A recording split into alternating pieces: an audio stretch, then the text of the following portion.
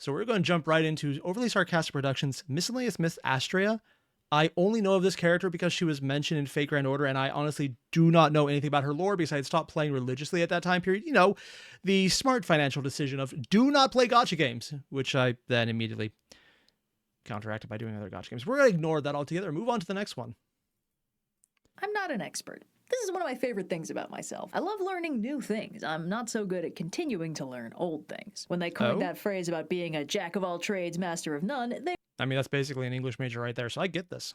they were talking about me. But even though I'm not an expert, being, as they say, in the sauce about Greek mythology for the better part of a decade has inadvertently given me something of a feel for the terrain. So when I'm out in the wilds of the internet hunting down fun new stories to tell, sometimes I get a little bit of a whiff, you know? Just the faintest smell of bullshit. Every field of art has its forgeries, works that their creators thought wouldn't be impactful enough if they were presented on their own merits, so instead they have a Dummy Mummy left and the X-ray right expose the artifact as a fraud courtesy of Mississippi Department of Archives and History.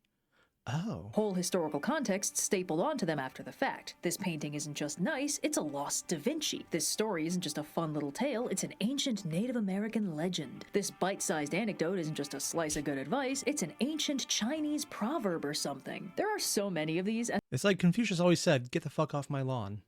they make me so mad. Not just because their supposed ancient origins are frequently blatantly chosen for their tropey exoticization to make them seem foreign and mystical and hard to contact the supposed source to corroborate, but mostly they make me mad because they're lies. They muddle in already extremely complicated Non-historical stories and prophecies, fiction and fairy tales. Ooh. The Lenape, traditional Lenape, important Native American culture, tell a history, Native people, Cherokee story. Oh, so it's basically people taking something and making their own story based on it, and then claiming it was the original, not their own. Okay. field to research, and if I get duped by one, which has happened, Rainbow Crow? Supposed Lenape legend symbolized value of selflessness and service. Origins myth are denied by the... recent modification of Cherokee story known as the First Fire. Oh. Huh. Retold by Penguin Random House author Nancy Van Laan. Attributes the story to Chief Bill Whip Poor Will Thompson. So in other words, someone in a book decided it would sound good and people ran with it. Considering there's the entire King Solomon's Mines bullshit where people attributed something in an explicitly written fiction book to reality, yeah, this makes perfect sense. I end up perpetuating misinformation. So I've developed a bit of a spidey sense for when a story feels a little too new to be true. The time-traveling goatfish we discussed back in the Zodiac video, too many bits of that story that just did not fit the tone. Oh, wow, that's a time wall of text. Source, my buddy Dan, not his real name. Trust me, bro, it's totally real. It was really written on real paper, and who's to say whose writing gets to be real or not anywhere? Everything was made up somebody, so it's totally okay for me to act like my buddy Dan, not his real name, is exactly as meaningful a source as Homer because they both wrote words on paper the same way anyway. Share my buddy Dan's story on all your astrology sites, and you'll hurt my feelings so bad. The worst part is that's actually not a bad reasoning. It's the attribution to someone else that can't be argued with that pisses me off. Making up your own shit is fine.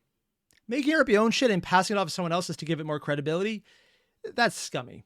One of the classic Greek greats, the Greek goddess of torture and punishment that Tumblr made up for funsies, smelled that spiral-bound notebook doodle OC a mile off. But seriously? Did people actually believe a god? Every Greek god was a god of torture. That's like literally half their shtick. Except for Zeus, who never really thought that far ahead, but did it anyway sometimes. I'm not an expert. And that means sometimes I stumble into something that sounds too good to be true, and when I go digging, it turns out to be real. And that is such a rare joy for me that I cannot wait to tell you about this one. So today let's talk about Astraea, the goddess of the constellation Virgo, which is now available in our crowd-made shop as the latest installment in our glow-in-the-dark Zodiac enamel paints collection. Glow? Get them while they're gettable. To start our journey, I'm going to do the one thing you're never supposed to do. I'm going to read you a few lines from Astraea's Wikipedia page. Out there somewhere, there is an English major, not just myself, going... Personally, I don't actually mind Wikipedia as long as it's properly sourced at the bottom, which some are. And It's actually really useful when they are, because you could legitimately say, here's the source, and then just use the source because they have the source already. Have I mentioned the source being an important part? I'm kind of highlighting that for a fact. It's literally like doing the work for you if you ever need to write an article. The reason I'm pointing this out is because I never freaking realized that when I was in school. So I finished all of college without realizing I could do that because I didn't think to just check to see if the source had accurate information. It was reputable. There was a lot that were. There was also a lot that were not. But those that were, you could find the source and use the direct source, and it was fine. And I only realized that after it would actually be immediately helpful to make researching an article easier. Yeah. I just want you all to understand why I started off suspicious. Astraea is the virgin goddess of justice, innocence, purity, and precision. Astraea, the celestial virgin, was the last of the immortals to live with humans during the Golden Age, one of the old Greek religion's 5 deteriorating ages of man. And last but not least, according to myth, Astraea will one day come to Earth, bringing with her the return of the utopian Golden Age of which she was the ambassador. I have nothing about the Golden Age in my mind, so everything here is totally plausible. Except it's got this vibe that a lot of Fakelore, which is what it's called, which I love, shares, which is this sort of surprisingly modern set of tropes. For one thing, Astraea's godly domain is extremely thematically coherent while still covering a decent amount of ground. Because a lot of the Roman gods were... There's a specific term for where they get combined with other tropes, and I cannot seem to remember it right now, but they are pulled in, changed about, redone by multiple cultures, transposed into different ones, and just reimagined constantly. So you could get Isis into Aphrodite, into a war god, into a love god, into a crazy war love god, and then multiple faced versions of her who are just completely different, but also treated as the same person, but different people at the same time in a multi-faced personality, because that's a thing that happened. And she's the easy one. Don't even get started on how Hermes and Pan might be based on the same god. A god of both justice and innocence makes a lot of sense. Those two things are connected, and looping in purity plays well with the rest of it too. The thing is, real mythologies frequently do not do that. Zeus is a god of the sky and storms, but he's also the god of divine hospitality and the maker and justice. The irony is not lost. Of heroes. Poseidon is the god of the ocean and also earthquakes and horses. In Greek mythology, it's very common for gods to either have about 1 million seemingly unrelated divine characteristics or to have one single concept as their entire deal. For instance, Eos is the goddess of the dawn, and that's basically all she does. But modern-day fictional deities in fantasy settings are purposefully written and world-built to cover a single neatly partitioned slice of the universe, and they... Would that imply that Astraea was initially drawn from a single piece of lore and was not iterated on nearly as much as the others then? I mean, that would be one way it works. Usually get given a tightly woven set of godly duties that all thematically resonate with one another, or a singular gimmick that gives them a nice, simple personality to play with. A quick scroll through the gods in D&D communicates that pretty clearly. Yeah, I was like, wait, I recognize something. Oh, it's... Yeah, Timora, best god. Cleanly. I know what you I want said. A god of justice, human-shaped or dragon-shaped, we got you covered. You want a god of the sea, we got like 3 of them. If you don't mind a bit of a crowd, we can bring in all our gods of war. So Astraea's extremely thematically clean divine domain was a little bit sus. And the thing about her being the last immortal to still live with humanity was also, to my eyes, suspiciously modern. It implied, again, some hard world building that just generally isn't found in classical mythology. Which also, as an English major, everything she just said is kind of hilarious to me. Hard world building as opposed to reality, because the one thing you have to hammer home to every new writer is the phrase, of course this is plausible, it happened in real life, is the best reason not to write something. Because in fiction, in flat out lies, the reader knows are lies, and you have to convince to get past that hurdle, to engage with them and fall into the story and believe it, to get that sense of verisimilitude, to make it seem real, even though you know functionally it's not. You can never rely on, well, it happened in real life, so it's fine. Because real life is freaking messy, man. You do not get sanity. You do not get order. You get random bullshit happening for no reason because a butterfly flapped its wings, shot up a guy's nostril, and he decided that was a perfect reasoning to go invent a bomb that would only incinerate pants. And even that is more sensible than anything that could happen in reality, because there will be 1,000 more steps to something even dumber. And one, my beard is trying to go into my nose and it's driving me crazy. Hate when it does that. Decides gravity is optional. It's just insane. So the fact she's pointing out there that seeing a coherent, well-structured, and cohesive idea is off-putting to the sense of, hey, it can't be real, is pretty much what every single writer should look at and go, yeah, that doesn't make sense. Which is why, it's a thing. And I just kind of love it because it's completely on the nose that the good writing decision in reality is weird. Again, reality is weird. It can do sane things. It just don't get used to sane things. It's not normal. Which was built up slowly over the course of thousands of years of changing generations of people. In Greek mythology, the gods aren't walled off from humanity. The only time a no interference clause comes up explicitly is in the Trojan War, and even then, it's constantly ignored. Throughout the entire rest of the corpus of Greek mythology, the gods are constantly dealing with humans, popping in to help out directly or sire more kids or spawn a few monsters. Why am I just hearing Zeus in parentheses after everything? I mean, I know the others did things, but let's be honest. If you take out Zeus, there'll be a lot less going on. In case everyone was getting a little too cozy. So this idea that the rest of the gods had dipped out of the mortal world early on, while Astraea, this pure, wonderful goddess of goodness, had lived with humanity through their waning morals, but had eventually reached her breaking point and reluctantly turned her back, it felt, to me, very unusual. In fact, what it really felt like was reminiscent of some of the stuff Tolkien got up to in the Silmarillion. That's right, bitches, I've actually read it now. It's fun. She actually brought herself to read the Silmarillion. I got this as a book on tape, and I couldn't get past the first CD. Yeah, I said book on tape, and I mentioned CDs. This was, admittedly, when I was much younger, and it is dense. Having a book on tape helps.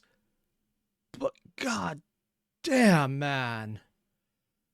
Fine. Anyway, I was getting big Fall of Numenor energy off this bit, and I wanted to know more. So, of course, the first thing I did was go looking at the sources, and to my genuine surprise, all of this stuff is mythologically supported. So it probably had Tolkien energy because Tolkien had read the same things I did. So he probably drew... Wait. Did Tolkien draw on Astarte? Astraea. There we go. For the source of the Fallen Numenor? That actually became hilarious to me. Aratus's Phenomena, a book of constellations and general astronomy information written between 300-ish and 250 BCE, lays it out pretty clearly, with a few bonus details provided by Ovid's Metamorphoses a few centuries later. Astraea, an immortal goddess, makes the unusual choice to live among humans in their earliest days. A pastoralist golden age where the land is bountiful, conflict is non-existent, and everything is wonderful all the time. Just think of all the Greek stuff going on right now. That just sounds weird. Especially because if we have it here and it's in the Metamorphosis, this is based on the Hellenistic Greek instead of the older Mycenaean Greek where there's almost no records and we just kind of hope to pull from it. So I guess this would be fan fiction written old enough where it becomes legitimate mythology then. Hilariously, one explicit way the writers communicate that this is a simple age of boundless idealism is that nobody has even considered building a boat. Don't go into the ocean, everyone. That's where the sin lives. Ovid adds the detail that this golden age was when the Titans ruled the world under... Oh, actually talking about the Titans ruling the world. Don't talk to me until I've devoured my kids. Saturn, aka Kronos, father of Zeus, who of course overthrows Kronos and ushers in the Age of the Gods, which embarrassingly is considered a downgrade from a golden age to a silver one. Zeus mixes the eternal springtime and introduces a seasonal breakup, forcing the fledgling humans to start constructing homes to shelter during extreme temperatures and invent agriculture to not starve. Astraea's... Oh, that's actually kind of fascinating because most interpretations of Zeus overthrowing Kronos is that it's an improvement and the justification for the gods.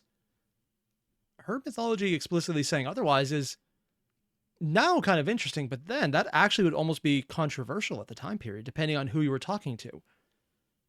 Not super happy with the events of the Silver Age, and she's disheartened that humanity is becoming increasingly more conflicted. Her primary godly move is to advocate for mercy and understanding when justice is called for, but she's not happy with the Silver Age, and she likes its sequel even less. The Bronze Age, quickly followed by the Iron Age, sees humanity discover the evils of war and money, which from yeah, that sounds about right. But also, I wonder if the aging... Is the Iron and Bronze Age here the ones that were the actual human ages the source drawn from?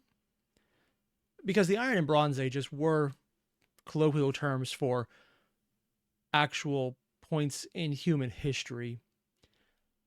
But,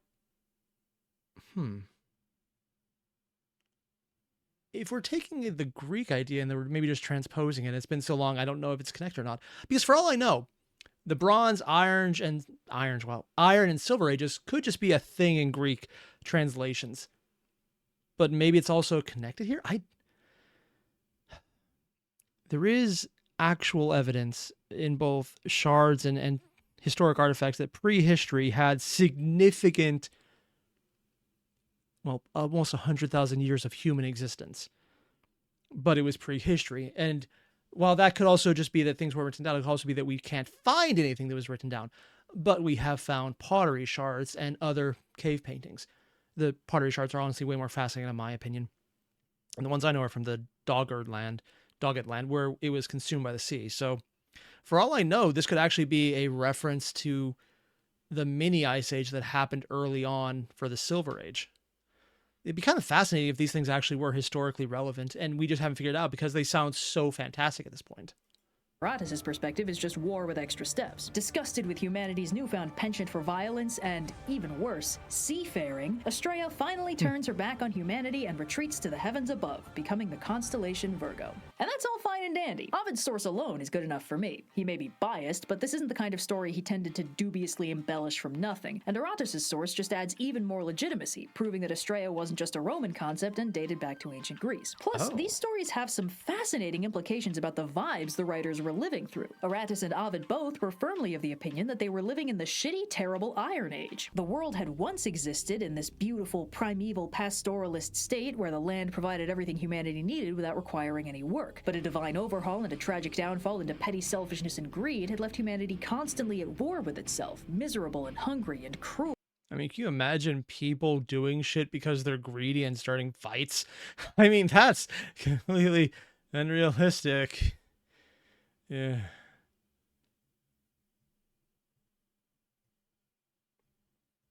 Hi, everyone. This is the point in every video where I'm like, it's funny because it's not real, and I just want to believe that for a little longer, so don't correct me. Just let me have this for like a few minutes. Thanks. And sailing. Are there no depths to which we won't sink? And there's a lot here that I think is... Really, Red? Really? Depths we won't sink? Sailing? That metaphor is all washed up. Super interesting. Like, again, getting back to the trope perspective, when a modern Western writer wants to communicate that an empire is unimaginably powerful and decadent and wealthy, they make it look like Rome. Aesthetically, we associate it with an empire at the height of its glory, and the writers from that civilization were like, this is disgusting, I wish we could go back to eating berries in the woods. Amazing. I guess the grass is always greener on the other side of the course of empires. But okay, we've got that settled. Astraea was a real deity, she was associated with justice and innocence and purity. Is she playing the elevator music in the background of this? I think she is. Is that something that's been happening before I never noticed, or am I just figuring it out now? Odd choice by Red, but okay, sure, why not? And stuff, but it was really that last bit about Astraea that made me profoundly suspicious. You know, the prophecy.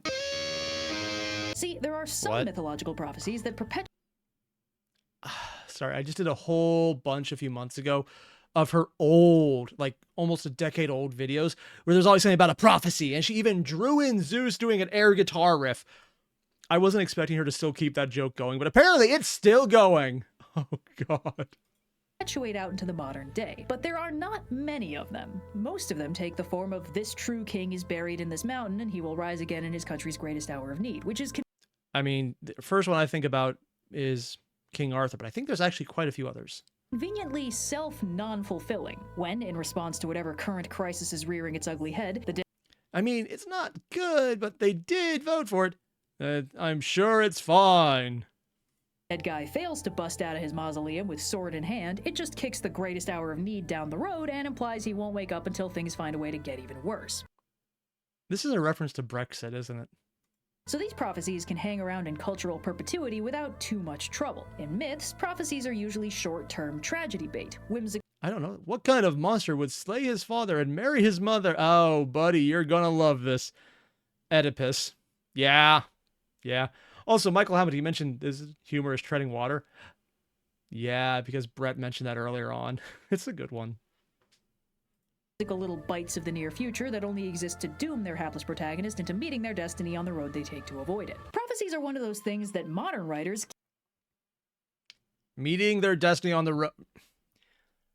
The reason I'm reacting like that's just on the nose is because she pulled up a picture of freaking Oedipus, who met his destiny on the road when he was traveling away from his hometown. He literally did everything on the road where he accidentally or intentionally or accidentally, I don't really remember, it's been a while since I read it, killed the king. You know, the first part of the prophecy on the road.